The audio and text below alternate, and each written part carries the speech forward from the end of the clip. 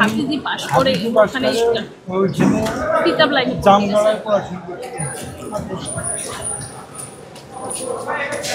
বয়স কত ছিল? 22 বছর। 22 বছর। ও আমাদের বড় ছেলে ছিল। ছোটখাটো জব করতো, ওর ভাই বোনের খরচা ও চলাইতো, আমরা কিছু করতো। ওর এখন ক্লাস কোনো কিছু করতে পারতো না। ওর ভাই আছে, ছোট ভাই বোন আছে, ইন্টার করতেছে, করতেছে, সব কিছুই ও সামলাইতো, আমরা কিছু করতাম না। আর ওই দিন আমরা শেষ করতাম, সব কিছুই ও করতে করছে, আমরা ওর সাথে করতেই করতে পারিনি। ফার্স্টে মাগরিবের নামাজের পর আমরা ওর মরা খবরই পাইছি।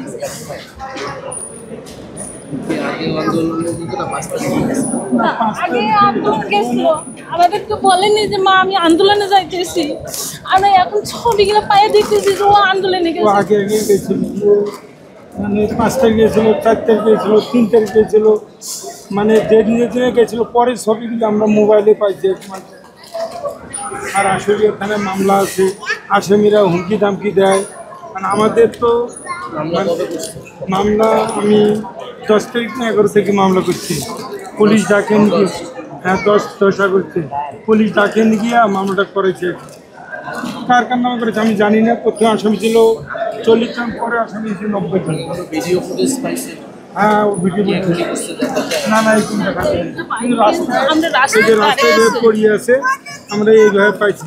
আর নারী শিশু হাসপাতালে যাই লাশটা পাইছি আমি, জামগড়া নারী শিশু হাসপাতাল। কিন্তু ওর আমরা মোবাইল পাইনি, মানি ব্যাগও পাইনি, খালি সিমের দ্বারা যোগাযোগ হয়েছে আমাদের সাথে, কিন্তু আমরা ওর কিছুই পাইনি। আমার প্রশ্ন আছে,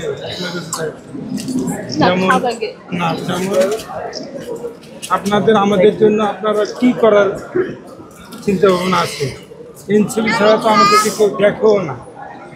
বিএনপির মতো বড় দল আমাদেরকে আজ যাতে ক্ষমতা গেলে আমাদেরকে তারা কালকে ছিঁড়ে ফেল দিল।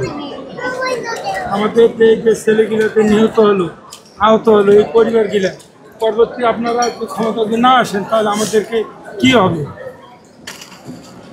আবার আসামি আমাদের যে আসামিগুলো তারা তো ঢাকা 19 আসনের সাইফুল, উনি 1 নম্বর আসামি। যেহেতু বড় বড় নেতাগুলোর নামে আসামি করে রাখছে। আমার মামলাটা প্রক্রিয়াধীন আছে। এবার আমার লাশটা উঠানোর জন্য আসলো, পরে উঠানে এই ছবি টবি দেখে উঠাতে হবে না, তারা চলে গেছে। কিন্তু আজ বাদে কালকে আমাদের মামলাটা কী হবে, কী অবস্থা হবে আমি আপনাদের থেকে জানি না। আমাদের তো গভর্নমেন্টের কাছে পরিবারগুলার মানুষের জীবন তো আর ফেরত দেওয়া সম্ভব না কারোর সাথে। আমরা যেটা দুইটা করছি যে একটা হচ্ছে রাজনৈতিক সামাজিক নিরাপত্তা এই পরিবার এবং অর্থনৈতিক নিরাপত্তা, এই দুইটা অবশ্যই নিশ্চিত করতে হবে। আর সবচেয়ে গুরুত্বপূর্ণ হচ্ছে রাষ্ট্রীয় মর্যাদা স্বীকৃতি করতে হবে।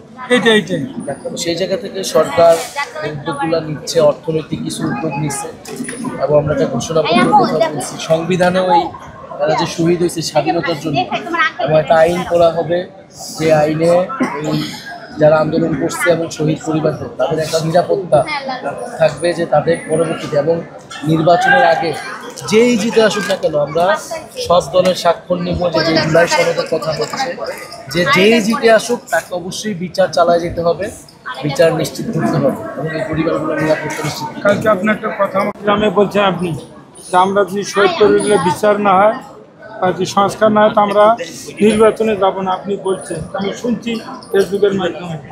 আমাদের জন্য যদি আপনারা যদি একটু ভালোবাসা দেন,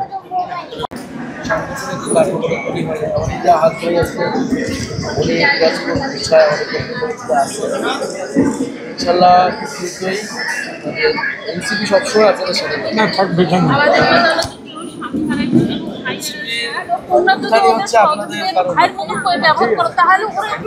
আগামীতে দেখেন, আমি একটা মুভি দেখছিলাম, একদম 7 দিনকার ফাটা কেষ্ট হয়েছিল।